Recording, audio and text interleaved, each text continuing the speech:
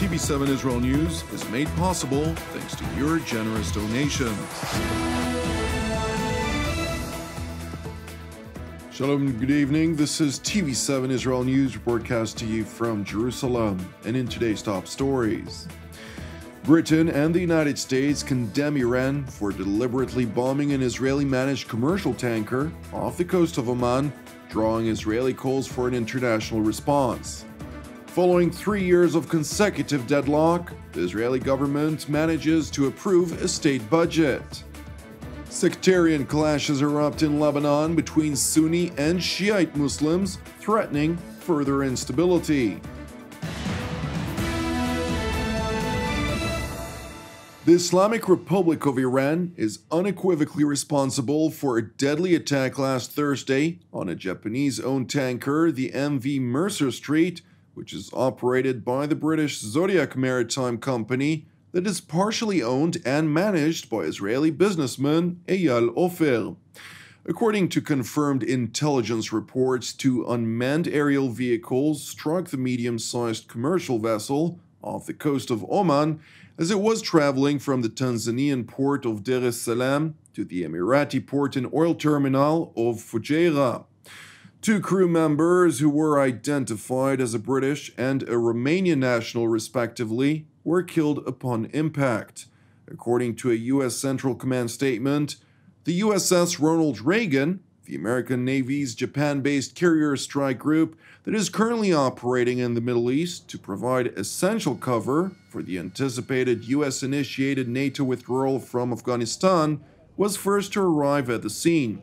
It noted, quote, U.S. Navy explosives experts are aboard the bombed vessel to ensure there is no additional danger to the crew, while further highlighting that initial indications clearly point to a UAV-style attack.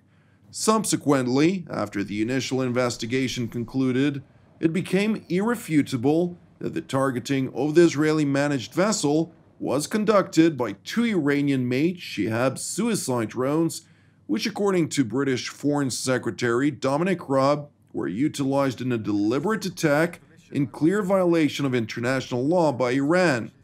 London's top diplomat further voiced the UK's condemnation of the unlawful and callous attack committed on the merchant vessel off the coast of Oman, while adding that Iran must end such attacks and that the UK is working with its international partners on a concerted response to this unacceptable attack. In response, the Iranian Foreign Ministry insisted that the Islamic Republic was not involved in the deadly bombing, referring to it as a mere distraction. And while seemingly attempting to evade its responsibility, the Iranian Foreign Ministry spokesman Saeed Khatibzadeh insisted that the United Kingdom, alongside other Western powers, is responsible for regional insecurity. این فرافکنی ها هم چیز جدیدی نیست. هر از چندگاهی به ویژه وقتی که اتفاقات خوبی در منطقه میفته از این فرافکنی ها ما میبینیم. من یک بار عرض کردم، بار دیگه هم تکرار میکنم. رژیم اشغالگر قدس هر کجا پا گذاشته با خودش ناامنی، خشونت، ترور و جنگ برده و برای همین مسئولش اونهایی هستن که پای این رژیم رو به این منطقه باز کردن.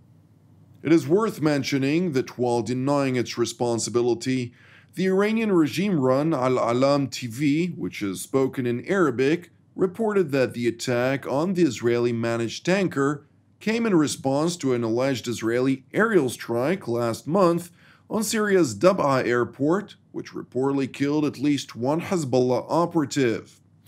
Meanwhile, in Jerusalem, Israeli Prime Minister Naftali Bennett asserted during a weekly cabinet meeting held yesterday that the deliberate targeting of the civilian tanker in the Arabian Sea served as a reminder to the Islamic Republic's aggressiveness and urged the international community to ensure that the Ayatollah regime is held accountable for its actions. בימים האחרונים העולם קיבל עוד תזכורת לתוקפנות האיראנית, הפעם בלב ים. האיראנים שתקפו בכלי טייס בלתי מאוישים את הספינה מרסר סטריט כיוונו לפגוע במטרה ישראלית. במקום זה המעשה הפיראטי שלהם הביא למותם של אזרח בריטי ואזרח רומני.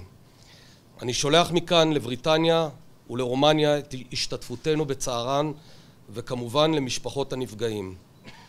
שמעתי עכשיו שאיראן באופן פחדני מנסה להתחמק מאחריותה לאירוע. הם מתכחשים לזה. אז אני קובע באופן מוחלט, איראן היא שביצעה את התקיפה כנגד הספינה. ההתנהלות הבריונית של איראן מסוכנת לא רק לישראל, אלא פוגעת באינטרסים גלובליים, בחופש השיט ובסחר הבינלאומי.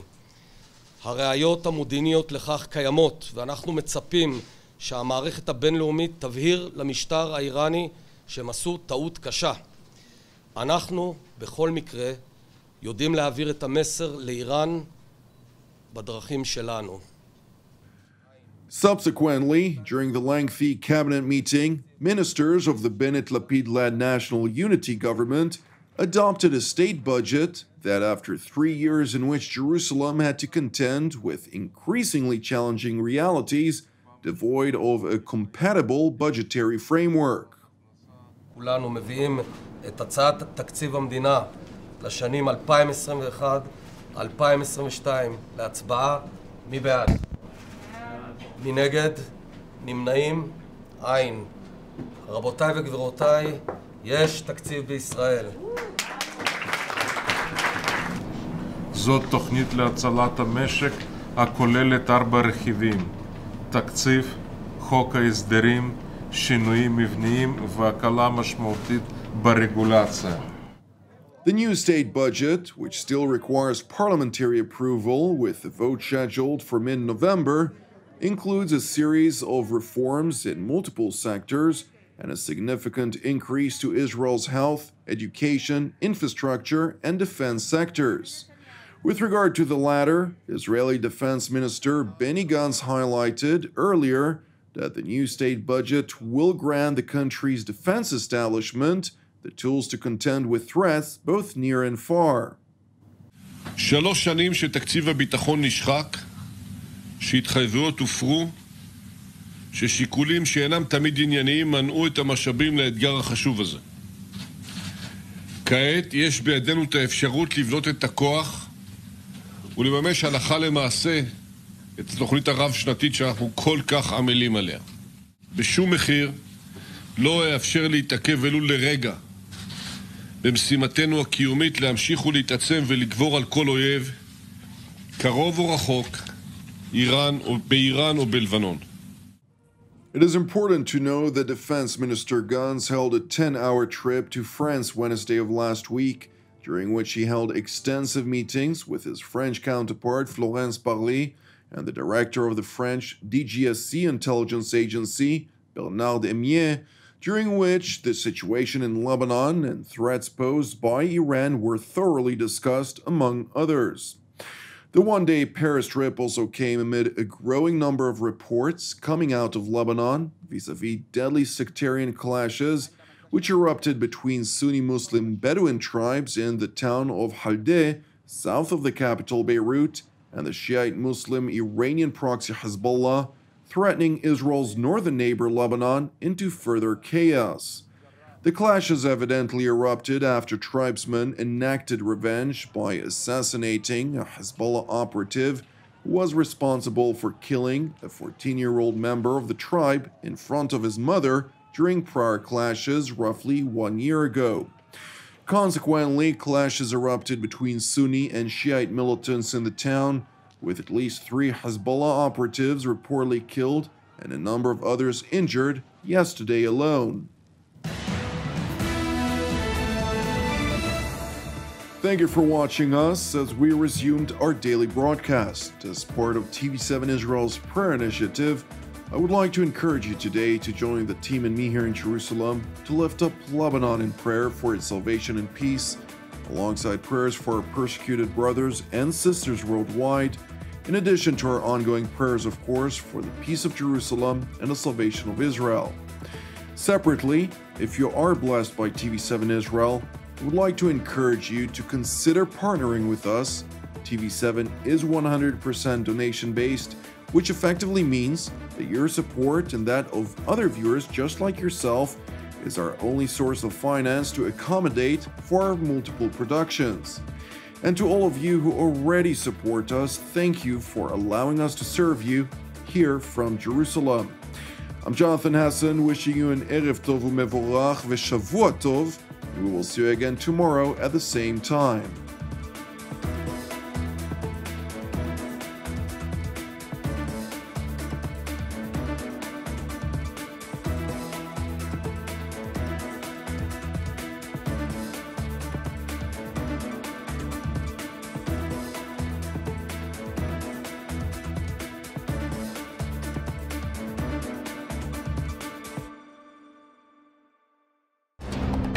For more of TV7's productions and editorials, we invite you to visit our website at www.tv7israelnews.com.